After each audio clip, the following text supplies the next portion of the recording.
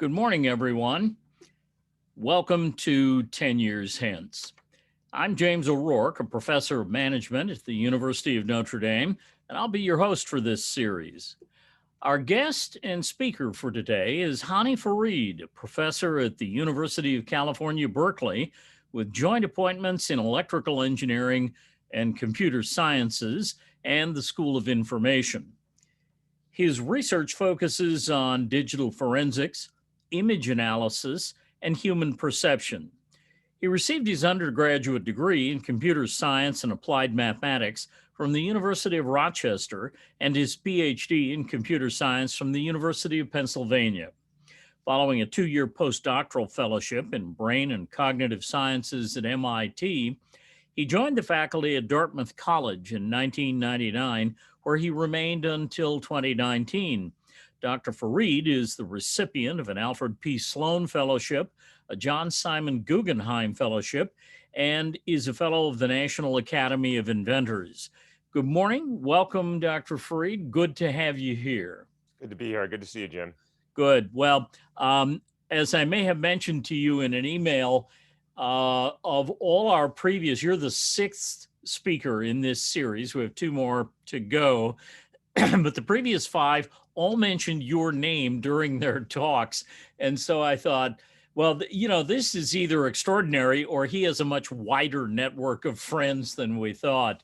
But we're delighted to have you here and delighted to have you talk about and share some of what you know about the issues related to fakes, deep fakes, and how we can know whether we believe what we see. Yeah, I'm looking forward to it, Jim. Thank you. So just for folks at home, thanks for joining us. I'm not going to be sharing my slides. Instead, you're going to see me go into full screen mode in a minute, and you'll see my slides superimposed on my video. So let me go ahead and just get that started. Just a few clicks here. Okay, so hopefully you can see my slides and you can see me in full screen. And I'm going to be talking today, as Jim said, about trust and truth in general, but also in the age of deepfakes. And of course, I'll define that term if that's not familiar to you. Let me just say that I'll be talking about 2 basic bodies of work by now Professor Sophie Nightingale, who was a postdoc in my lab here at Berkeley, now professor at University of Lancaster, and Shruti Agarwal, who is just about to finish her PhD with me here at Berkeley. So when you think about sort of the age we're living in with misinformation and disinformation and deepfakes, it's good to sort of take a step back and sort of ask, so where did we come from? How did we get here? So let me just talk a little bit about the fact that misinformation is not new. I mean, it's been around as long as information has been around. As early as 2015, a public survey found that 4% of people believe that lizard people control society, in particular that a number of members of Congress and Senate are actually alien lizard people in a human skin. You meet some of the congressional candidates, I can understand maybe why you believe that, but that's a surprising number, 4%. 7% still think that the moon landing was faked. 14% of people believe that Bigfoot exists. 15% of people believe that the US government adds mind-controlling technology to TV. If you actually watch TV, you might understand why people may believe that, but I don't believe it's true. 19% of people believe that the US government orchestrated the September 11th attacks. And 21% of people believe that the US government is concealing evidence of UFOs. And last but not least, 37% of people believe that global warming is a hoax. And more interestingly, and maybe more disturbingly, is that 50% of people believe at least one conspiracy theory. These, I've just enumerated a few of those. Now, this is 2015, before the misinformation apocalypse that is before us. And it's maybe easy to poke fun at people who believe that lizard people control society, or people who believe that Bigfoot exists, or that UFOs are being hidden in Area 51 or whatever it is. But the issue is not so much, in my opinion, what the belief is. The issue is this, that belief in conspiracies erodes trust in government and institutions. It's not that you believe something that is untrue or unlikely. It's that you begin to distrust authority, government, scientists, academics, experts in the world who tell you the climate is in crisis, who tell you this is a global pandemic, wear a goddamn mask, who tell you that the best experts in the world with everything they know are telling us this. And if you believe that there is this broad conspiracy, whether it's lizard people or climate change, you don't have trust in those institutions. And that leads to the mess that we are in today. Think about this as the backdrop. In the lead up to the last few years that we've been experiencing, where there has been an erosion of trust. And now let's see what happens in 2020. So Professor Nightingale and I did a study, worldwide study with 2,700 some respondents to ask about the nature of COVID misinformation. And here's what we learned. We learned that in the US, in Western Europe, in North Africa, in the Middle East, and in Central and South America, we asked respondents to tell us whether they believe 20 true statements and 20 false statements around COVID information. On average, less than half or around half of true statements are believed. So only about half of things that are actually true around health issues, what's the nature of the disease, what's the nature of the cures, what do we know? Only half of statements are true. And more troublingly, between at worst 28% and at best 12%, so on average around 18% of false statements are believed, so roughly 1 in 5. That is very disconcerting. And the nature of the false statements that are believed looks something like this. 18% of people believe that COVID stands for Chinese originated viral infectious disease. That is not true. It is idiotic. And as we are facing horrific violence against Asian Americans, this is particularly troubling that 18% of people believe this, I think, deeply racist nomenclature. 21% believe that taking large doses of vitamin C will protect you from COVID. It will not. This is troubling too, because 1 in 5 people believe that if I just take some vitamin C, everything is going to be fine. That is troubling. 22% of people believe, this is my favorite one by far, Bill Gates plans to use a vaccine to implant tracking microchips. Here's what I don't understand about this particular conspiracy. We're all walking around and we have strapped the mother of all tracking devices to our face 24 hours a day. Would somebody please explain to me why Bill Gates has to implant a tracking device if we have voluntarily put one into our pocket? This makes no sense at all, but here we are. 22% of people believe this. Why is this problematic? In addition to being stupid, is that people are now going to be suspicious of vaccines because they don't trust the institutions. And this is the mess that we are facing today. So in the lead up to the 2020 global pandemic, there was already this growing conspiracy and misinformation. In the 5 years between 2015 and 2020, social media exploded, of course, and those conspiracies and those lies and that distrust only fueled. And so in 2020, when the pandemic hit, it was ripe for the nonsense that is misinformation on the internet today.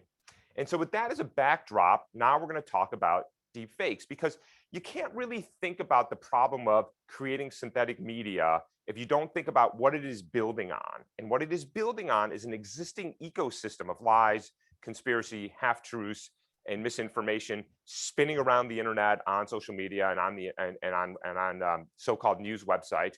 And now we're going to add onto that dumpster fire of misinformation deep fakes. So let's talk about deep fakes. If you navigate to the website thispersondoesnotexist.com, true to the domain URL name, you will be presented with images of people who don't exist.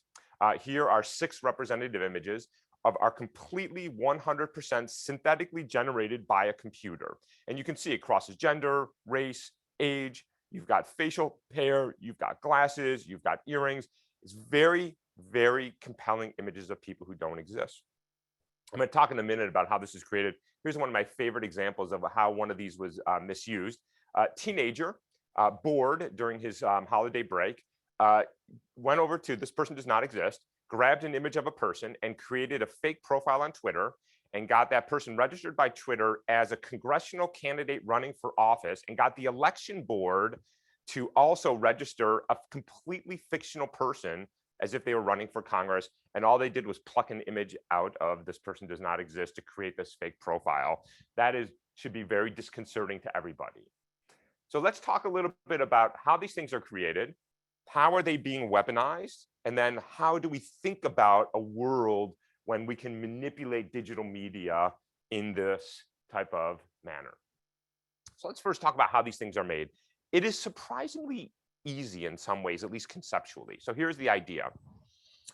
I have two systems that I'm going to build. One is called the generator and one is called the discriminator. The generator's job is to generate something, to synthesize something. And so its job in this particular example is to synthesize an image of a person. And here's how it's going to do it. It's going to splat down a bunch of pixels on an image. It's going to look something like this, completely random noise, like nothing. It's meaningless. And it's going to hand that image to a discriminator. This discriminator has access to, well, people, faces, bunch of them, thousands, tens of thousands, hundreds of thousands. And its job is to say, can I build a classifier that distinguishes this image from people? And the answer is, of course, this is noise, this is not noise. And so it goes back to the generator. It says, nope, that's not a person, try again. So the generator modifies some pixels, sends it back to the discriminator. Nope, not try again. Generator goes back, modifies some pixels, sends it back to the discriminator. And in this very tight loop, it does this iteratively over and over and over and over again, and eventually generates an image of a person. When the discriminator receives it, says, oh, this looks like a person. This is a so-called GAN, a generative adversarial network. Generative, because it's generating something. Adversarial, because I've pitted these two systems against each other. And network, because underneath both of these is a deep neural network, which is the underlying computational machinery for doing the synthesis and the discrimination. So very simple idea, lots of sort of details inside of these GANs and the optimization and the, a lot of little things that have to get done right. But now you just go to a website, download an image of a person who doesn't exist, done. Now, we can go from the static images to video in a very simple and elegant way. So imagine I take this image, I'll show you the video in a second, of Jennifer Lawrence, and I would like to change her identity to Steve Buscemi. Why? This is a video that I found online, so this is why I'm using these two particular identities. And you'll see in a minute why the video is so compelling. So now the generator's job is not to generate an image of Jennifer Lawrence or Steve Buscemi, the performers, but it's to change her identity to his identity. And so what it does is modify some pixel, hands it to the discriminator. The discriminator does two things now. It has access to a bunch of images of Steve Buscemi or me or Jim or whomever you want to replace the identity with. And it says, is this face that of Steve Buscemi? That's the identity mapping. And you can see I added a new branch here, which says, is the appearance here the same as the appearance there? That is the lighting the same? Is the head pose the same? Because I want to preserve the appearance, but change the identity. So the discriminator now has to do two things. And again, in this very tight GAN loop, generative adversarial network, it does that over and over and over again, and eventually changes her identity, matching the appearance and creating a new identity of Steve Buscemi. And then we do that frame after frame after frame at 24 to 30 frames per second on a video. And then you get something like this. So what you're seeing here is the original video. And here you're seeing the so-called face swap deep fake. So here on there's an audio track here. I've just taken it out so I can talk over this. On every frame, you can see that Jennifer Lawrence has been replaced quite nicely with Steve Buscemi. That's really cool and really powerful. And now you can start to see not just, oh, I can create a fake identity of a person who doesn't exist and run a fictional character, a candidate for office. I can literally make people say and do things that they never did by simply swapping their identity. Now, obviously, nobody thinks this is Steve Buscemi. The hair, the clothes, the voice, everything is clearly that of Jennifer Lawrence, obviously meant for entertainment purposes. But you can now see, and we'll talk in a little bit more about how this can be weaponized. Okay, that's one type of fake that I've just described right here, the so-called face swap deepfake, where I replace one person's face from roughly the eyebrows to the chin, and then whatever was in the original video, this new person is saying and doing. Two other types of deepfakes worth mentioning. So-called puppet master deepfake here in the middle. Here, and this has been some very beautiful work out of University of Southern California, Hao Li and his group have worked on this, where what you do is you take a single image of a person, Vladimir Putin, And now I stand in front of a camera like this, and as I raise my eyebrows and turn my head and talk and do whatever, it animates that single image. Okay, slightly different technology than what I described here, but the same basic idea is I'm making somebody say and do things that they never did. So-called puppet master deepfake. I'm the master, he's the puppet. Third type of deepfake is a lip sync deepfake. Some really nice work out of the University of Washington on this, where you take a video of, say, Mark Zuckerberg saying something. You either have an impersonator with a new audio track, or you synthesize a new audio track, and you re-synthesize only the mouth to be consistent with the new audio track. So everything in the video is exactly the same, except what you're hearing, and then the mouth is lip synced to a new audio track. In each case, you are getting somebody to say and do something that they never did. That is the nature of the deepfake. Lots of entertaining things you can do with this, but some less entertaining things as well. So let's talk a little bit about where are the risks here. So first and foremost, excuse me, the single most common misuse of deepfakes is non-consensual pornography. People, in fact, that's where the term deepfake came from. It was a Reddit handle of somebody who used this basic technology to insert women's likenesses into sexually explicit material and then publish on the internet. This is probably the most common use, where women, from performers to attorneys to Human Rights Watch to watchers to journalists, or people who simply attract unwanted attention, are being victimized by having their likeness inserted into material and then distributed online. This is something that the states and even the federal government are really wrestling with on how to control, and there's been legislation in the US starting to ban this type of non-consensual pornography. We started off by talking about misinformation. So now imagine we enter a world where it's not just I write a Facebook post that says Bill Gates has created COVID in order to create a tracking vaccine, but now I create a video of him saying so much. So what happens when the whole misinformation landscape that we've been living with for a few years now has now audio, video, and images to back up the lies and the conspiracies? I got into the whole digital forensic space 20 years ago because I was very worried about digital evidence in the courts of law. When the courts are dealing with digital media, how do you know what's real and what's not? How do you know if something's been manipulated? And now we have that on steroids because of these deep fakes. Obviously, on the national security front, there are lots of concerns as we try to reason about complex geopolitical issues around the world based on imagery that we're receiving, and really serious decisions have to be made, and often in very short timeframes. We've already started to see both small and large scale fraud. Imagine, for example, I create a video of Mark Zuckerberg saying Facebook profits are down 20%. That goes viral. How long will it take me to move the market to the tune of billions of dollars? We've already seen deepfakes being used to defraud individuals out of hundreds of thousands of dollars, when you now receive a phone call or get onto a Zoom call and the person is talking to you, but it's in fact not them, it's a deepfake. And so these are the things that I'm worrying about these days. And as a result of that, I don't think it'll surprise you to learn that we've started to think about how we can detect these types of deepfakes. So we're going to talk about that a little bit now. So by way of motivation, I'm going to talk about 3 different techniques, 1 in depth, and then just 2 very quickly to give you some intuition for other things that we are working on. So I'm going to show you a short set of video clips of former President Obama. They're all the opening seconds of his weekly addresses. And so just watch the video. You're going to see a series of short clips, one after the other, and see if you notice anything.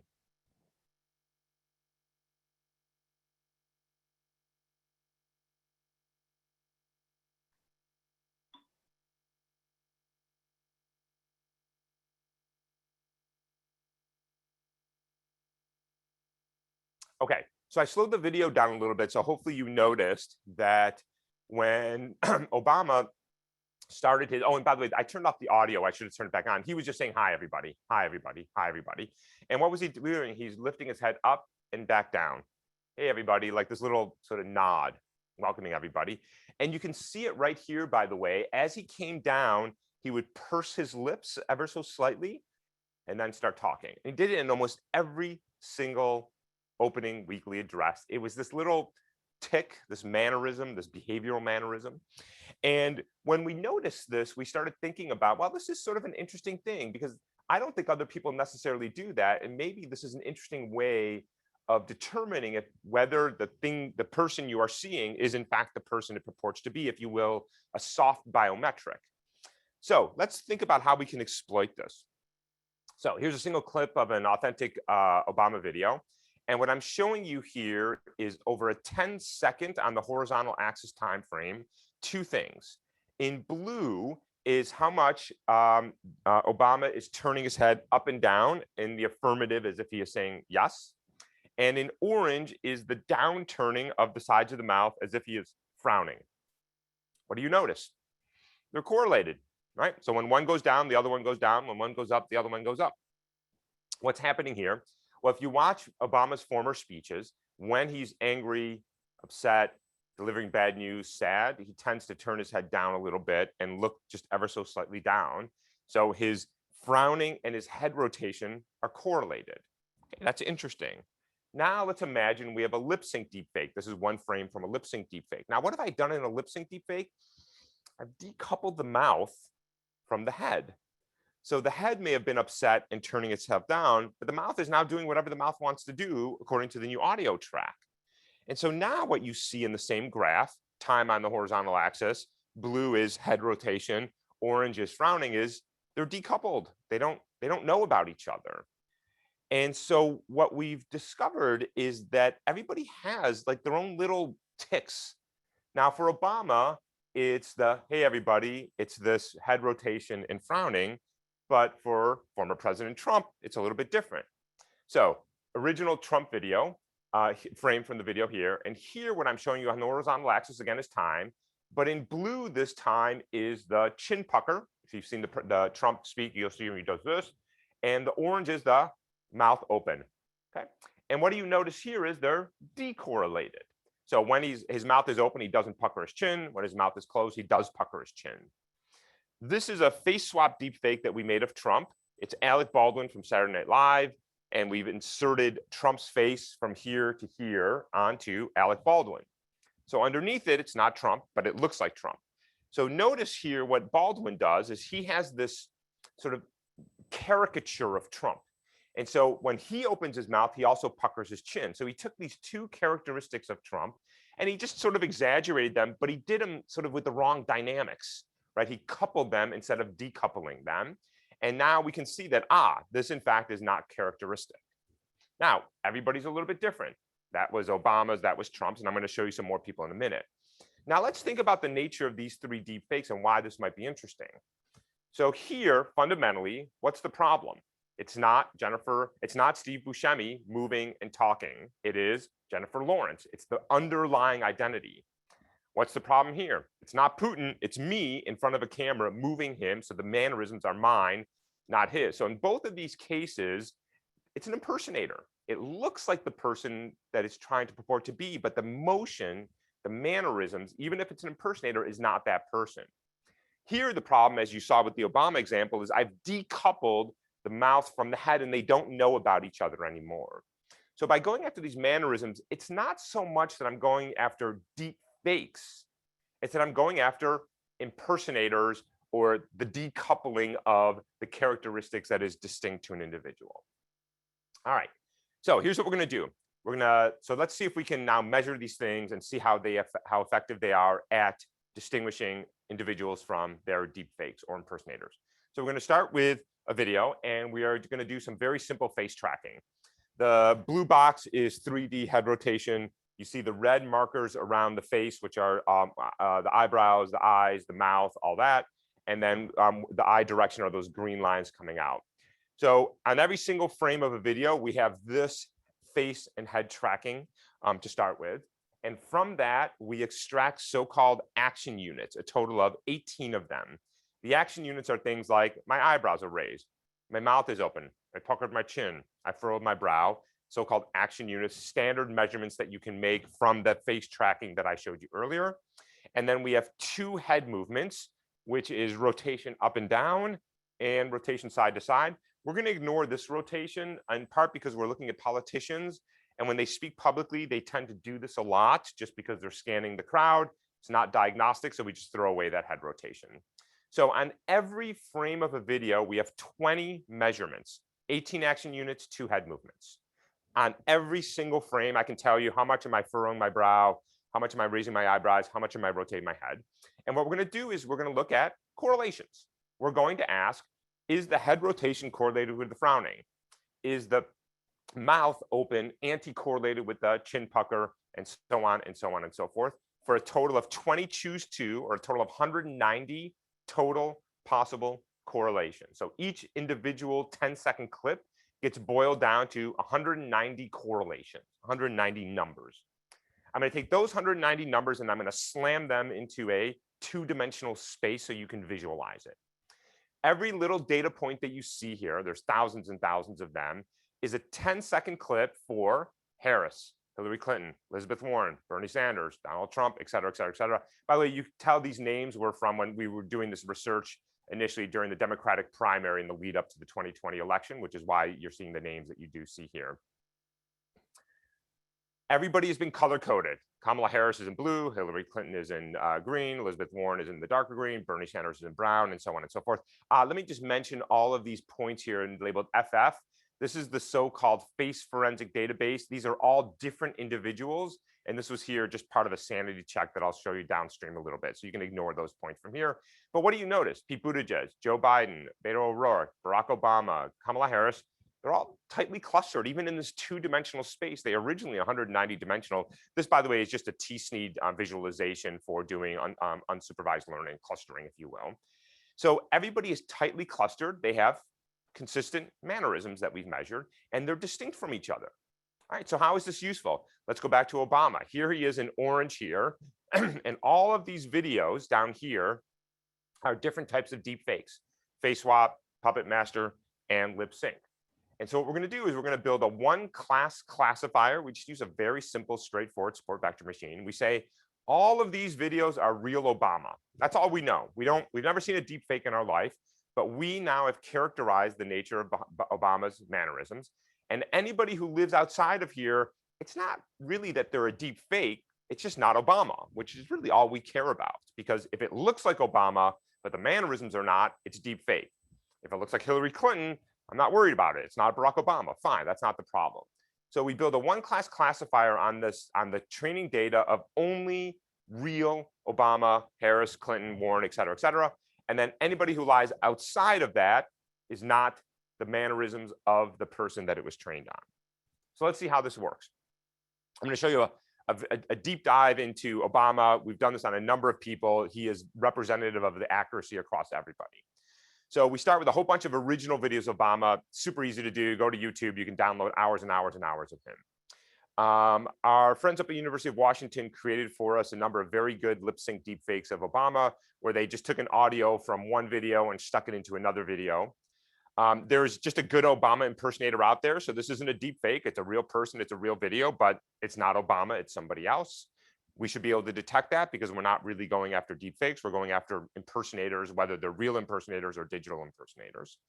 Our friends down at USC, Hao Li and his group, created a number of face swap and puppet master deep fakes for us, where we started with the impersonator videos and put Obama's face on it. And where a grad student animated Obama for the puppet master deep fakes. So we have original 3 types of deep fakes, and then just impersonators, people who are not, in fact, Obama. I'm going to show you the accuracy on that using AUC. Let me mention first that we had a total of about 207,000 10-second clips of Obama, big training set. We had a total of about 17,000 10-second clips of the 3 types of deep fakes. We had the comedic impersonator, about 2,000, and random people, which is that face forensic database I talked about earlier, about 30,000 people. So if our classifier is doing a good job, it should be able to equally distinguish between deep fakes, impersonators, and random people. And that's what we're going to see. Again, this is the only thing we need for training. None of this data is known to us a priori. We train on real Obama, and then we test across the boards here. I'm going to report accuracy as the area under the curve, AUC. 0.5 is chance. That means you have a chance classifier. It's guessing. 1.0 means that you're absolutely perfect. And obviously, as you go up here, your classifier gets better and better and better. All right, on 10-second clips only, here's how we're doing. Random people, comedic impersonators, face swap. Let me skip this for a second. And Puppet Master, we are around 0.93, 0.94 AUC, very, very high accuracy. Why did we take a hit here? We're down to around, let's see, 0.85 or so. Well, let's think about the nature of, say, a lip sync deepfake versus a face swap and a Puppet Master. So in a face swap and Puppet Master, the entire movement, everything about that person is not the person. But in a lip sync deepfake, that's not true. So in a lip sync deepfake of Obama, everything is correct except the mouth, right? That's the only part of the mannerism that is wrong. And so you expect a little bit of a hit here because this is in some ways more real because his eyebrows and his head movements or his chin maybe are correct, but it's just this here that we've gotten wrong. Okay, so I'll come back to that in a second. Now this is analyzing only 10-second clips. On average, videos are around 3 minutes long. So if we just do a little bit of integration over the entire video segment, we get a nice bump here. So that's what you're seeing in the dark blue. So now we get up into close to 0.97, 0.98, 0.99, 1.0, and see here now we got a nice bump from 0.85 to around 0.9 and change. Things are improving here. I don't have a slide for it, but let me just mention that if we're a little thoughtful on that 190 dimensional feature vector that looks at all pairs of correlations, and if we only look at correlations between the mouth and somewhere else on the face, this jumps up to being equal. This is just a matter of a little bit of hand tuning of the parameters that you can do better. So generally speaking, we can do very good in detecting deep fakes of Obama. I won't show you the results, but we've done this with Trump, we've done it with Clinton, we've done it with Biden, we've done it with Harris. There's nothing distinct about Obama here. Everybody has this little sort of interesting mannerism that is distinct, and we can use that to distinguish them from impersonators or deepfakes. Let me talk a little bit about two other techniques that we've been working on. I think everybody's muted, so you can actually try this at home. This is actually one of my favorite techniques that we've been working on. So it's looking at so-called phoneme Visime pairing. So phoneme is ba, ka, da, the sounds that we make. And the Visime is the shape your mouth has to make that sound. Okay, so try this at home if you will. MBP is the phoneme, mother, brother, parent. And you probably can't see yourself, but here, I'll do it on the video here. Mother, brother, parent. Notice that my mouth, as you see down here in this Visime, has to close. I'm going to try to do it now. Try this at home without closing your mouth. Mother, brother, parent. You can't enunciate the phoneme without closing your mouth. Even ever so slightly keeping it open, unless you're a ventriloquist, other is very difficult. Your mouth wants to close. Favor, victor, your lower lip curls in a little bit and your upper teeth come down. When we make certain sounds, our mouth takes certain shapes. But here's the thing about lip sync deepfakes and deepfakes in general is they don't know anything about phonemes. They don't know anything about Visimes. They're just pushing pixels around, trying to get a classifier to say, this looks right. It doesn't know about the physiological motions that your mouth has to make, the physical motions your mouth has to make, or the shapes they have to make over a period of time. And what we noticed is, let's go back to this MVP, is that about half the time, the lip sync deep fakes don't form the mouth correctly. This is a single frame of an authentic Trump video where he's saying, I am, I'm, and you can see the mouth is closed. This is a single frame of a lip sync deep fake, and you can see that there's a little sliver of an opening. His mouth doesn't entirely close, and we see that about half the time on all the lip syncs that we've looked at. Favor, victor, ba, ka, all the different phoneme Visimes, we now are looking to see if the shape of the mouth is consistent. And here's the thing, there are these very subtle differences. So if you saw this at frame rate, you wouldn't notice his mouth was closing. And even if you did, I don't think you'd think twice about it. But we can make these measurements. And anytime you slip on a phoneme Visime matching, we've got a little signal that says something is probably wrong here. That's the second technique. Third technique, one of my favorite ones. If you haven't seen these, by the way, go find them because they're awesome. Search for TikTok, deepfake, and Tom Cruise. There's a series of very, very, very good deepfakes created by an incredibly talented graphic artist, it starts with an impersonator who also does a very, very good Tom Cruise impersonation. And then they did a face swap deep fake where they spliced in Tom Cruise face onto the video. Let me show you one of them. Unfortunately, I don't have audio here, but the audio is great. So I think most people will agree that looks an awful lot like Tom Cruise. And it is extremely high resolution. In the early days of deep fakes, these things were very, very low resolution. They were blurry. You saw all kinds of little flickering. These have gotten very, very good. So these things hit the internet and went viral a couple of weeks ago. And I was asked what we thought about them. And when we first looked at them, I mean, honestly, what I thought was, you know, what would be really awesome is that if that's actually Tom Cruise pretending to be a deepfake Tom Cruise, because they were really that good. But Shruti, who's the grad student who's been working on these projects, and I sat down and started looking at these videos, and we started to a little bit harder work than it has been in the past, noticing some really interesting artifacts. And you just saw one right there when he turned his head. So let me highlight that for you. By the way, go watch the videos. They're fantastic. The audio is great. The guy's voice is absolutely perfect, and he's very funny.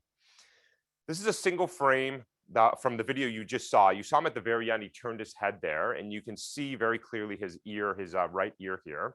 This is the right ear of the real Tom Cruise. Deep Tom Cruise, real Tom Cruise. What do you notice? Real Tom Cruise has an attached earlobe.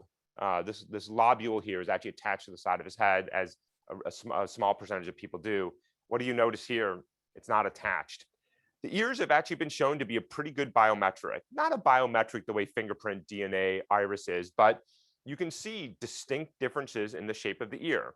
The attached lobule here and also the rolls in the side of the ear here are quite distinct. And so just statically looking at a single frame, you can actually see some problems here with the ear. And why is that, by the way? Because the face swap right now, at least, is only doing this.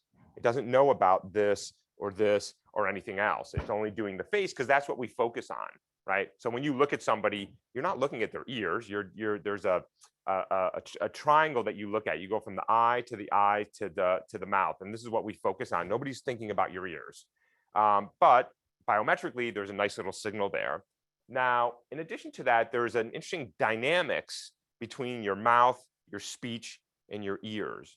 So what I'm showing you here are several frames of a video of me. And what I've done is on my right ear here, in yellow, you're seeing a magnification of the motion of my ear. This is a 5x magnification of the motion as I'm talking. And what you can see is as I talk, my ear moves. It's actually hard to see this, but if you go into a mirror and start doing that, you'll notice that your ear moves when you talk. What I'm showing you here on the bottom on the horizontal axis is time. And what I'm showing you here is the correlation between how much this moves, my lobule, and how much my mouth is opening up and down. So as I open my mouth, my ear moves. And as I close my mouth, it moves back. And so that's the correlation you see here. The white is how much my mouth is opening, and the cyan dashed is how much we're moving here. There's a correlation. Why? Well, because my jawbone comes up to here and connects. And so when I move here, there is dynamics of how much my ear moves. When I raise my eyebrows, my top of my ear moves up a little bit. So my face muscles has a connection to my ear. And in a paper that we just submitted for review with Shruti, we have been exploiting both these dynamic properties, but also that static biometric that I mentioned earlier to detect deep fakes. Okay, let me talk a little bit about now what's the future going to look like. So what are the challenges? So first, just in the deep fake space, the technology in deep learning and machine learning is developing at breakneck speeds. I mean, we've never seen anything like this. We used to see 18-month cycles for the next version of Photoshop for manipulating images and video. Now it's every 3 to 6 months we see big advances in machine learning and deep fakes. And it is out there, and there is no putting this cat back in the bag. This technology is out there, and we have to come to grips with that. In addition to, and I'm going to go back to the beginning of my talk, just the ability to create manipulated images and to lie, is we also have a world where the scale and the speed of social media is unprecedented. There are some 500 hours of YouTube video uploaded every minute. There are some billion uploads to Facebook every day. We are living at a phenomenal scale of, if you can call it that, information being uploaded to the internet every day. And so it's not just that you can create this stuff, but you can distribute it to the world instantaneously with essentially no gatekeepers. For a variety of reasons, we are becoming an increasingly polarized public. So when somebody creates a fake video of Biden or Trump or Pelosi or Cruz, there are people out there who are eager and willing to not just believe it, but to share it and to amplify that. And that, of course, increases the polarization because of the echo chambers that is much of social media today. So now we have the ability to create, distribute, amplify, and now we've got this feedback loop, which is the mess that we are in today around misinformation and disinformation. Here's the thing that really worries me, though. I worry a lot about non-consensual porn and fraud and national security issues, but here's what really worries me is the so-called liar's dividend. Imagine we enter a world, as we are very rapidly doing, where any news story, any image, any video, any audio recording can be fake. Well, then nothing has to be real. Everybody can simply have plausible deniability. That video of me saying something racist, that video of police brutality, that video of somebody saying something illegal, fake. Don't have to do anything about it. And now we come back to the polarization, right? People are going to want to believe that their side is in the right, the other side is in the wrong. And so when we enter a world where anything can be fake, everybody will be able to dismiss inconvenient facts. And that is very distressing. Just before the webinar started, Jim and I were chatting a little bit, and he reminded me of the great quote by Patrick Moynihan, the giant Patrick Moynihan, who said, "You're entitled to your own opinion, but not your own facts." And I worry that that is going to start to change. There's, of course, the inherent arms race that is what I do and what people who synthesize content does, as there is in any cybersecurity space. And that means this is a never-ending battle that we are going to be fighting for years and for decades to come. So what can we do? Okay, so let's talk about a few things. So first of all, the Mark Zuckerbergs of the world have to stop saying, hey, we're just a platform. What happens on our platform is not our fault. If there's a genocide in Myanmar, not my fault. If there is an insurrection on Capitol Hill, not my fault. If people are trafficking young children in the sex trade, not my fault. Enough. It is your fault. You have a responsibility for how your technology is being weaponized, and you have to take more responsibility for it. I think the day of, hey, we're just the wire, don't blame us, is long over, and we need to see more responsibility from these trillion-dollar companies making billions of dollars every year off the backs of society. They are privatizing profits and they are socializing the costs. And I think we have to say enough. We, of course, have to develop technology to deal with the technological limitations, but that in and of itself, I don't think will be enough. Regulators here and in the EU and in the UK are starting to think about how to regulate the technology industry, and I think this is long overdue. I think you want to tread lightly here. You want to be thoughtful about how to regulate the harms that we are seeing in the technology sector, but not stifle innovation and not get in the way of this open and free internet that we want, but also trying to figure out a way to secure societies and democracies. I think we have to start talking about education. We're all educators here. We have to talk about educating the next generation of digital citizens on how to be a citizen online, how to acquire and reason about the information and not just say, I saw it on Facebook, it must be true. And so I think we need to think across the spectrum here of how we are going to move forward and take advantage of many of the wonderful things of technology, but mitigate many of the harms that we are seeing. Now, since I mentioned Facebook, let me just mention a few things about Mark Zuckerberg. Zuckerberg is fond of saying the following. This is a quote. I just believe strongly that Facebook shouldn't be the arbiter of truth or everything that people say online. By the way, I agree with that. But the problem with this quote is that it denies the reality of Facebook, which is that it's not just that Facebook is the arbiter of truth. It's actually worse than that. It's that they are the arbiter of what is relevant. Because on a day-to-day basis, everything that you see on Facebook is being driven through a recommendation algorithm that plucks out certain pieces of content to put onto your newsfeed. On YouTube, 70% of all watched videos are recommended by YouTube. Twitter is the same thing. TikTok is the same thing. The recommendation algorithms are deciding what you see, hear, read, and ultimately believe. And you don't have to believe me. Facebook has said it themselves. Facebook's own internal research has said 64% of all extremist groups joins are due to our recommendation tools. That is, when people join a white supremacy group, a neo-Nazi group, it's because Facebook told them to. So Mark Zuckerberg is fond of saying, hey, I don't want to be the arbiter of truth, but he has no problem driving people to extremist groups and telling them what to read, see, hear, and believe. You can't have it both ways, Zuckerberg. It's one way or the other. If you want to pluck out information and recommend it to people, I say you have a responsibility. Now, the other thing Zuckerberg is fond of saying is the internet is big. We got billions and billions of users, some 3+ billions. You can't possibly expect us to regulate that. Well, I have a couple of problems with this statement. One is you've built a monstrosity. You don't get to build a monstrosity that you can't control and then step back and say, this thing is out of my control. But it's even worse than that, because Facebook's own research has shown that it's a relatively small number of people who are the biggest part of the problem. And a recent internal Facebook study found that only 111 accounts out of 3 billion plus are responsible for more than half of the platform's anti-vaccination content. This is not the scale of the problem that he will have you believe.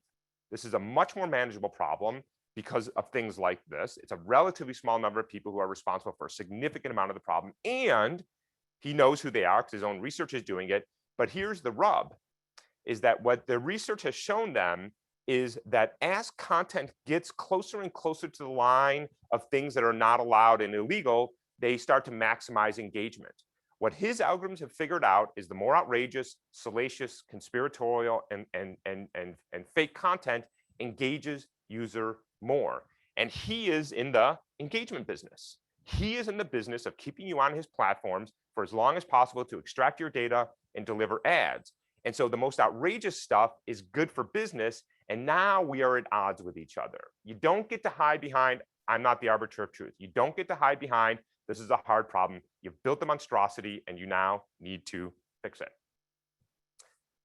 The work I described today, all of the deep fake research is that of Shruti Agarwal, really awesome, terrific graduate student who will be on the market very soon.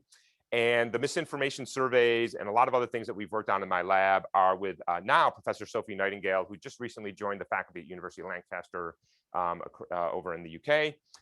Everything I've talked about, the behavioral mannerisms, the phoneme visemes, the ears, and many other techniques are on my website, farid.berkeley.edu, and you can find papers and op-eds and other talks that we've talked about around this topic and related topics. And I think with that, I'm going to stop, Jim, and happy to take some questions if there are any. So I'll ask my engineer to return my video if he can do that. Okay. All right, there we are. Thank you very much. Hany, this is, I think, a really interesting moment.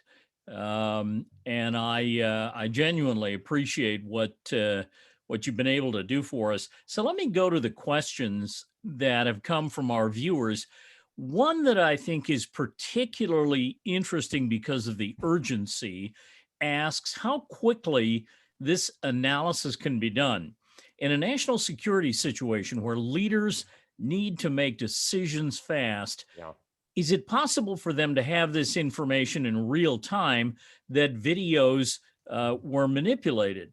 So the question, I suppose, is, can you download an app and apply that right away to look for those disconnecting sine waves? Yeah, this is a great question, and it's absolutely the right question to ask. So the answer is, for the techniques that we've developed, they are essentially real time. They don't need hours and hours of compute cycle. It's actually very, very fast. It takes seconds. But of course, the tools have to be in the hands of those analysts. So we have worked with DARPA and with national security agencies to get these tools in their hands so they can do the analysis. But the bigger question here, and you're absolutely right, it's not just there's some fake content and we have to detect it. In many cases, we have to detect it very, very quickly. If somebody is uploading a video of Zuckerberg saying profits are down 20% and they want to move the market, I don't have minutes. I've got seconds. National security, same thing. So here's the rub, though. So the tools we have can be worked in real time, but somebody's got to find the video. They've got to do the analysis. They've got to, you still need minutes. It's not in that sort of real time, fully automatic. There's still an analyst in the loop. Yeah. So But I think yeah, go ahead, Jim. no, I was just going to say, but this isn't just national leaders. This is a much broader landscape here. Exactly. So let's talk about that. So if the question is, video comes out of Russia, I think that we probably have the tools to deal with that in a reasonable time frame. If the question is, there's 500 hours of video uploaded every minute to YouTube, what do we do with that? The answer is these tools will not save you. They simply don't work at the scale and speed and accuracy that you need on internet scale. So for that, I think we have to start thinking about how we record digital media. So there's sort of two ways to think about the authentication game. One is the way I've been talking about it, which we call passive forensics. We wait for the videos to show up and then we do the analysis. The other is active. And here's the basic idea, is that instead of recording with one of these things the normal way you would do with a native app, we open a specialized app, which is called Control Capture, just a normal camera app. But what it does at the point of capture, whether it's an audio, an image, or a video, is it gets the geolocation, gets the date and time, grabs all the pixels, hashes everything, and cryptographically signs it. Essentially, you are authenticating on the device. And then downstream, when that content is distributed or posted, you have that initial signature. So this work is being done through a consortium called the Content Authentication Initiative, CAI. It's being led by Adobe, but there's Microsoft and the New York Times and the BBCs and Twitter and lots of other companies to start thinking about how we can regain trust in visual imagery from the user, so we call it the glass to glass problem, right? The first glass is this, the recording.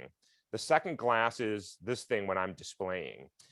I think if you want to do authentication at internet scale, you've got to think about the first piece of glass, not just the second piece of glass. And I think that has the possibility to go to scale. And I think here's my hope, is that people are going to want to be trusted. And if you want to be trusted, you are incentivized to use one of these control capture systems so that your content is not questioned downstream. Okay, that's at the sender's end. And as I read through some of the questions, these clearly have political science implications.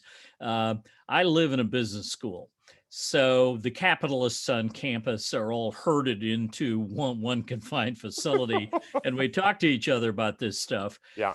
And so the question is, if I'm president of the United States, we can probably get the NSA or, the CIA to come in and help us upload this, Sure. and so that we're geared up. And from my end outgoing, of course, I'll want to make certain that everything I say is verified. So we use your cryptographic technique. Yeah. Let's say you're running a business somewhere and someone says unkind things about you, designed to manipulate the market price of your shares. Sure. That has happened, more than once. Sure. Bear shorts are able to do their work by people talking down the stock. There was a company in Orange County, California, called Emulex, and it turns out a kid in a community college. This is not your actual, Nobel genius. This is just a sophomore. He's 19 years old. Puts together a fake news release that looks like it came from PR Wire. And he sent that, via email to a number of outlets. And it said, well, the CFO has stepped down. The Securities and Exchange Commission has begun an investigation. Money is missing. And, oh, by the way, nobody can find the chief executive. So this is on the NASDAQ. There are no market makers. Yeah. This thing goes into free fall. It plunges. Yeah. The CEO had to get in a car. It's because he lived in Orange County. And he had a choice to either go to Los Angeles or San Diego, go in a TV studio and prove that he was alive, hold up a newspaper. And so he went down to San Diego. Yeah. I later said to this fellow, I met him in a hotel lobby one day. I said, well, there's an argument for having your own TV studio. And he thought about that and he said, yeah, you're right. What does a business executive and the staff that she employs do to protect themselves from Yeah. being manipulated? Yeah, this is a great question, and it also shows you the power of one individual, right? What the havoc they can read, and it also shows you the urgency, that time urgency that we've started talking about. That it's not just, look, we eventually figured it out. That's not the problem, though. The problem is in the window between release and correcting the record. Lots of damage can happen. And by the way, we also know that once something's on the internet, it never really goes away. Right? Yeah. Correcting the record is incredibly difficult, if not impossible. So here's my hope. I think if we really want to get a handle on this, what's going to happen is we have to change the way we authenticate information. First of all, we just have to get smarter. It's the same way that, most people now know not to click on random links in their email from email addresses they don't recognize, right? We've more or less stopped doing that because we understand that. And I think the same is going to start to happen with images and video and audios and press releases. Is we have to have a way.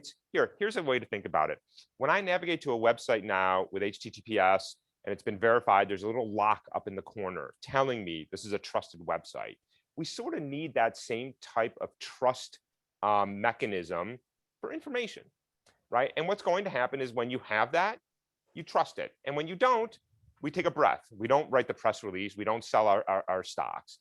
Now, we have to get there, right? We're not there yet because we're still in the infancy of the information revolution. I mean, you have to understand, the internet we know today, the modern internet, is less than 20 years old, right? We're the age of that kid who created the fake news profile, where there's an annoying, petulant child as a field.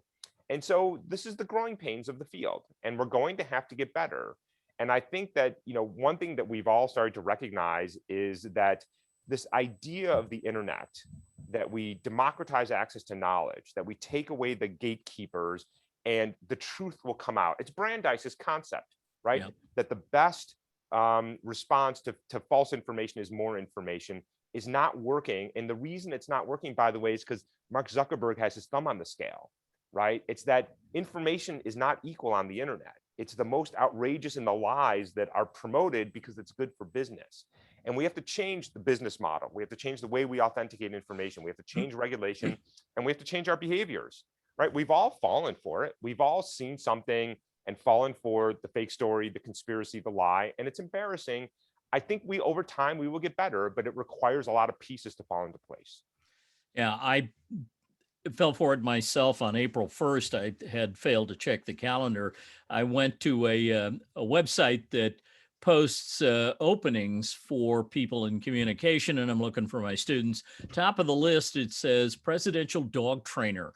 Pay range is between $120,000 and $145,000, and there's a whole job description. I thought, that is really cool. I like that. They're gonna get this dog into the system and get him straightened out. Well, it was a hoax, of course. But it was an amusing hoax, and I think Major is unaware of it. So one of the things that seems to bother me, and I know it's always bothered the Secret Service with regard to currency. The idea was there is no such thing as a permanent, completely safe for all time banknote, because the bad guys will devise ways to launder the paper or fix the images or whatever. So now we put a magnetic stripe in it, and we, the problem, though, of course, is that, the 16-year-old at the cash register at the grocery store doesn't really know about all that stuff. Are we simply stuck in a loop in technology in which deceivers, blackguards, thieves, and ne'er-do-wells will always be a step ahead of us? Yes, but it's not as bad as it sounds. So back in the day, in the early days, the average teenager with an inkjet printer can make a reasonably compelling $20 bill. They can't do it anymore, right? And that doesn't work. And so, yes, there is this never-ending cat and mouse game arms race, but something does change, is that we take the ability to create the counterfeit $20 bill, to create a deep fake, out of the hands of the average person and into the hands of increasingly fewer and fewer and fewer people. It's more difficult, it's more time consuming, and it's riskier. And that's really the best you can hope for. So today, can we counterfeit $20 bills? Yes. but it's a lot harder and a lot more time consuming, and the average person with an inkjet printer can't do it anymore. I think that's the way you have to think about the information space as well. Right now, a high school kid can create a fake candidate for Congress. If we can't raise the bar to make that less likely, we're in trouble. So look, eventually state-sponsored actors, Hollywood studios, highly talented individuals, sure. But that's a more manageable risk. But when you have democratized access to billions of people around the world to create synthetic media, that's a massive threat vector. If I can narrow that gap to a handful of people, that's a threat vector that I think we can probably manage. Well, the other thing I think that sort of saved us here is that we don't use only a fraction of society uses cash.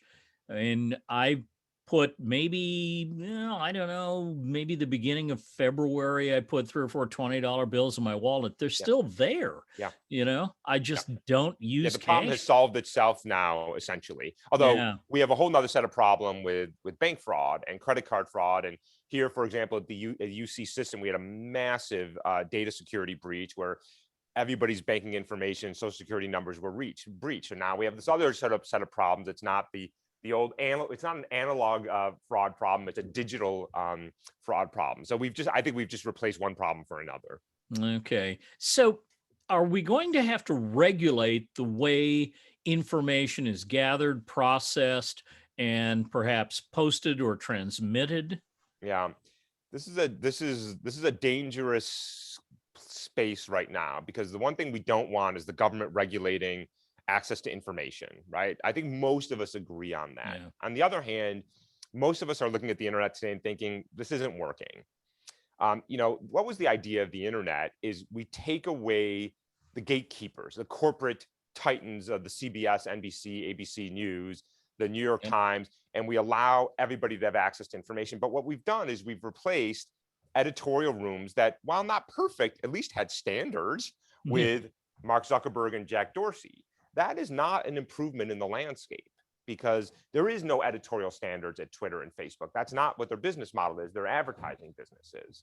So I don't think that the government should be regulating access to information or how information is presented or distributed. I think what they should regulate is that companies that profit off of information should be held accountable for the harms. If 64% of people who join an extremist group because you told them to, I think you have some responsibility. The people who join the extremist group and commit crimes have the vast majority of the responsibility. But if you are literally shining a light on something and saying, go over there, I think you should have responsibility. And then I think if we just do that very small nudge, I think then the social media giants will say, look, okay, maybe, we are prioritizing profits over society and individuals and democracies now, but if we can be dragged into court and sued for harm, the way a car manufacturer can, a pharmaceutical can, or anybody in the offline world, maybe we will take a little bit more care in our editorial standards. And so that's Section 230, right? Section 230 of the Communications Decency, so which gives, where's that going to go? Good. So right now I've lost count. I think there's probably 24 proposals for changes to 230. This is coming out of House Energy and Commerce, which oversees 230. So for those who don't know, Section 230 of the Communications Decency Act, when it was developed more than 20 years ago, was sort of a good idea. And it said, if you take content down on your site, you cannot be sued if you want to moderate content. And if you don't take content down, you cannot be sued. It was the mother of all liability protections. And I think many of us, myself included, believe that the tech industry by the way, it was called the Good Samaritan Law. The idea was that we should encourage companies to do the right thing, but not hold them liable if they miss something or if they're too aggressive. And the companies have taken this to an extreme and hide behind 230 for all kinds of bad behavior. I think my view of it is, I don't think it's reasonable to say you are responsible for every single piece of the 1 billion pieces of content uploaded to your site. I think that's not reasonable. I think it is reasonable to say that if you look at that sea of billions of pieces of content or hundreds of hours of video, and you select one and tell people to read it or watch it, I think you have some responsibility. And so what I'm saying is not to change the nature of what can and cannot be submitted online. I'm saying to change the nature of the underlying recommendation algorithms that drive the internet today. And so this, first of all, gets around a lot of very complex issues of freedom of expression and open free internet. We're not saying don't. I'm just saying if you want to monetize something, you have some responsibility for what that is. And I think it's a modest piece of proposal. Senator Warner has a very nice piece around that. There's another bill, I'm forgetting who the sponsors were in the House side, that I think is very thoughtful. And then there's other ones that I think are a little bit more some are too aggressive and some are not aggressive enough. Okay. Well, it's pretty clear. One of the lessons I teach in most of my communication courses, I teach change communication, corporate communication, writing and speaking. But, we take a look at the digital landscape and then take a walk through the social media platforms. And we look at how recent they are and where the new ones are. And, you come to Facebook and you look at a figure like, how many billion users, active accounts they have. You look at YouTube, now owned by Google, and the 500 hours of video uploaded every minute. Even a person who is not terribly thoughtful will say, well, you can't hire enough people to look at that, right? There aren't enough people. Right. And so we're now dependent on an algorithm, but it's got to be their algorithm. And so they're completely in charge of what remains and what comes down. And, and without a lot of transparency, right? So one of the things that is being discussed on Capitol Hill and in the UK and EU is to treat the technology sector a little bit more like we treat the financial sector. You have to be auditable, right? We should be able to audit these algorithms for bias, for political bias, for racial bias, for gender bias. We should be able to audit what are you recommending and how are you dealing with the harms coming from your services? Because the fact is we have these huge, massive monopolies that have all the data, all the control. And anytime there is a critical piece of research coming out of a university, what does Facebook, Google, YouTube, Twitter, TikTok say? It's flawed. That's not the way it works. Well, easy for them to say, right? They've got all the cards. So I think we need to start having a little bit more transparency on how these systems work, the same way we do with lots of the offline industry. I think for a long time, Jim, there was this sense that the internet was like Las Vegas. What happened on the internet stayed on the internet, right? Mm-hmm. And yes, it was sort of ugly and dirty and nasty, but it was okay because it was digital, right? But that's not true anymore, right? The United Nations has implicated Facebook in horrific genocide in Myanmar, in the Philippines, in Sri Lanka, in India, in Brazil. In this country, right? What is happening on the internet is bleeding out into the world, and we are seeing horrific consequences for it. And we have to start taking more responsibility for that, in my opinion. I see the intervention going in two directions. One of the complicating factors, of course, in pushing back against being regulated is the fact that these folks have money of a colossal scale. Billions of dollars at their immediate disposal. So in the United States, I've spoken with congressional representatives and with congressional staff, and they're still thinking 19th, 20th century. They want to break them up the way they broke up AT&T. And I said, they'll all still exist in the same place. They just won't be under the same financial umbrella. This is really about the shareholders rather than making anything new. My friends in the UK, in particular, an MP from Sussex I've spoken with, think that these folks ought to be regulated as a public utility. Make them report to a public utility commission rather than a board of directors that's handpicked anyway. Is there merit in that? So I'm not an antitrust, I'm not a lawyer, and so I'm getting out ahead of my skis a little bit here. But I think there is an interesting conversation to be had here because the internet is becoming essentially a utility. If I had to choose between running water and internet in my home on any given day, I swear to God, I don't know which one I would pick. And so I do think we have to start thinking about, what does this mean for us? But then how do we also, you want to be careful here, right? Because I'm a harsh critic of the technology sector, but you also have to give them credit for doing incredible innovations over a relatively short amount of time. I think they have done it on the backs of individuals and societies and democracies, but the innovations have been absolutely tremendous. So we have to find a balance between having an environment and an ecosystem that encourages innovation and lots of great things that come from technology, but also mitigating harm. The thing that worries me about the monopoly that is the tech industry today is that there's no oxygen for new ideas, right? So what is the core problem that I see here is that there's lots of issues, but at its core, the problem is that social media is in the business of giving away their products and extracting data, and then it's an ad company. And the reason that's the business model is because 15 years ago, when Google and Facebook and Twitter came out, you remember everybody said, you're never going to make any money, right? How are you going to make money? You're giving everything away. This is idiotic. And the reason we were doing that, of course, is because people weren't comfortable with e-commerce, right? Today, Netflix, Prime, Spotify, Hulu. I mean, I've lost track of the number of monthly subscriptions I have.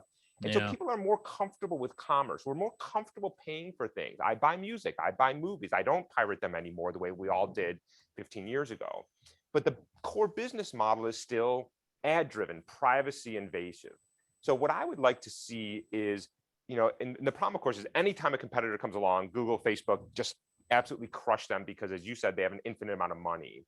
So for me, the antitrust issue is more about creating oxygen in the room for better business models and getting away from this privacy invading, ad driven, outrage driving machine that is social media today. That's what I would like to see talked about. Now, what's the mechanism to do that? I'm going to leave that to people much smarter than me to make that decision.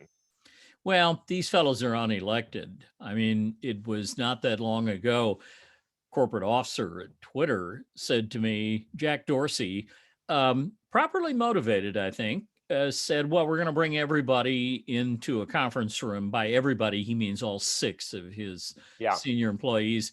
And he said, what we need to do is figure out how to remove hate speech or dehumanizing speech from Twitter. We can do that.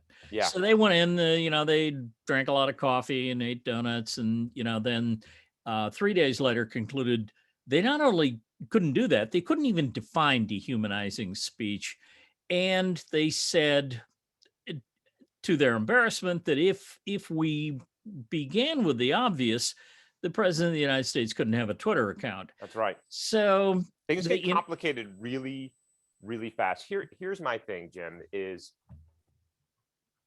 I think we are getting to a place, I've been here for a long time, where we have to admit that social media is a failed experiment. This idea that you can put billions of people on a platform together and just let them go at it and then try to deal with the consequences is idiotic. It was a bad idea to begin with, and it's really turning out. So I'm of the belief that it's a failed experiment, that humans are at their core driven by divisiveness, hate, and vitriol. And because of the reward, that's pretty frightening. It is, but I think it's true. And by the way, it's also, we're being manipulated, right? Because what happens is that when I say something that is hateful, it gets more shares and more tweets, and I get that little dopamine hit. And so we're reinforcing these patterns. I'm of the belief that social media is a failed experiment. And by the way, you can get off of Twitter and Facebook. I don't know that I have to tell people this, but you should delete your Facebook account. You should get off Twitter. By the way, I wrote Mr. Zuckerberg a letter, which I'm sure he hasn't read. I called him a threat to democracy, and I said, I'm leaving. Now, I've since been told, everything of yours is still there. Of course they just switched it off, but I haven't been back. And I will tell you, as I've told all my friends, my students, I got an hour of my life back when that happened. I am no longer reading angry classmates railing against the government or whatever. I just go look at other things. And by the way, everybody who gets off of social media reports, there's a withdrawal and then there is bliss. So honestly, Twitter, YouTube, Facebook, TikTok, all of these things, they are being designed to manipulate and addict you. And we have to treat that like any other addictive product. And so I think this is the thing that makes me a little crazy is we can blame Zuckerberg for creating this monstrosity, but we're all volunteering to go on it, right? Nobody's forcing us to do this. We're accountable. A friend of mine who runs a very large public relations and communication consulting firm, a fellow called Richard Edelman, has said that his survey about, asking the question, who do you trust and why, has led him in the direction of a phrase that he gave me that I thought was interesting. It's called information hygiene. He Mm, said, you need yeah, better information hygiene, yeah, which means you need to go to better sources. You need to wash your hands occasionally. You need to keep reading from highly trusted news gathering organizations. yeah, And when you come across something that you're uncertain of, yeah. you have to vet that. You've got to That's go right. check it out as Yeah, though you were a banker about to make a loan, that's right. Like your because life your own depended on it. That's right. credibilities. I think that's exactly right. I mean, there is a physical analog, which is the virus that we're all dealing with now, right? Mm, We put on masks, we wash our hands, we do things to protect ourselves, and the same thing is true online. But here's the thing: is things that conform to our worldview, which is what the algorithms have figured out. Things that are particularly outrageous, sort of get us clicking a little faster. And this is where the education part comes in that I was talking about earlier. Is that mm. we have to start getting smarter about how to be digital citizens. We have to learn that hygiene. I like that term a lot. I've heard it before too. And look, I'm this is sort of a dark talk in some ways, but I'm optimistic. I actually am a believer in technology. I'm not a techno utopian who just believes technology is inherently good and more technology is better than less technology. I think we have to have smart technology. I think we have to be thoughtful about how it interacts with our Right. societies. But I think we just have to get over this sort of this learning curve that we seem to be on. Now we come back though, but you've got these literally these trillion-dollar companies that can lobby the hell out of anything that tries to rein in the abuses. So we've got to find a way to get through this. Well, no question about that. Um, I think this will evolve, and it's evolving faster than uh, almost any. I've been teaching for 50 years. This is evolving faster than any body of knowledge that I've ever voluntarily gotten into or been exposed to. Yeah. And one of the things I know about doing that talk on social media and the digital landscape is that I gave that a week ago. And if I give that talk again in 6 weeks, I can't use No. much of the material. I've got to go find updates to Yeah. everything. Yeah. Things are moving very, very fast. That's absolutely true. Yeah. So I think this has been really helpful, and Hany, thank you so much for agreeing to share your expertise and your time. I will make an invitation that is open ended, but I want to get you on the Notre Dame campus before long With and introduce you to some of our own people who are doing research in this area, and introduce you to our faculty and students. So I know some of your wonderful faculty, and I'm looking forward to the time when we can meet in person, Jim. good. So I will say, on behalf of the faculty, staff, and students of the Mendoza College of Business and the University of Notre Dame, thank you again so much. Thank you, Jim. In a week's time, we'll welcome Sarah Cook to 10 Years Hence. She is research director for China, Hong Kong, and Taiwan at Freedom House, and she'll be talking about disinformation, China, and Beijing's broader global media influence. So join us then, if you would, a week from today, 10:40 a.m. We'll see you there. Goodbye, everyone. Take Thanks care. again, Jim. Thanks, everybody.